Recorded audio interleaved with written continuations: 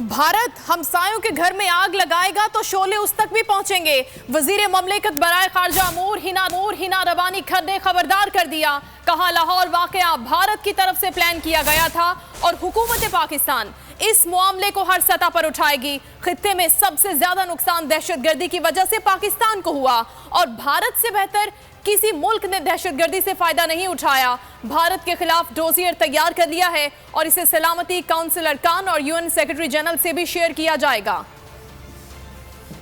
Evidence of a terrorist attack which was planned, which was supported by India, which was to target innocent civilians in Pakistan, Lahore, Johor town. It reflects India's persistent hostility towards my country and the use of terrorist proxies to achieve nefarious objectives. And we believe objectives which are actually going to harm them also. Because when you try and burn a neighbor's house, the fire will come and burn you too. And there's one country which has been on the receiving end of the scourge of terrorism, it is Pakistan.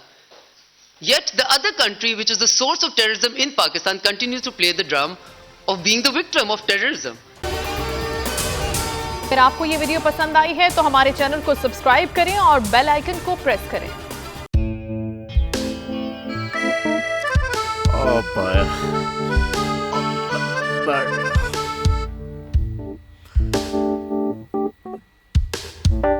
इंतशार से निकलने का वाहिद हल इंतखाबात है।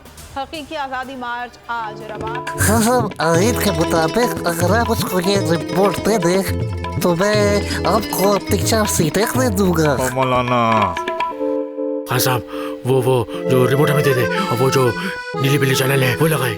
जाओ शहबाज, हम ऐसा TV देखते ही नहीं जिसका रिमोट हमारे हाथ में ना हो। और यहाँ पे कोई 2 नंबर ही नहीं चलेगी। और हम कोई गुलाम है जो आप रिमोट मांगे हम दे दें? Absolutely not. यहाँ पे सिर्फ पाकिस्तान का नंबर 1 चैनल चलेगा, बोल, जो हकीकी सहाफत की जंग लड़ रहा है। पाकिस्तान के लिए कोई और नहीं, सिर्फ बोल खड़ा है। आप सब भी बोल देखें।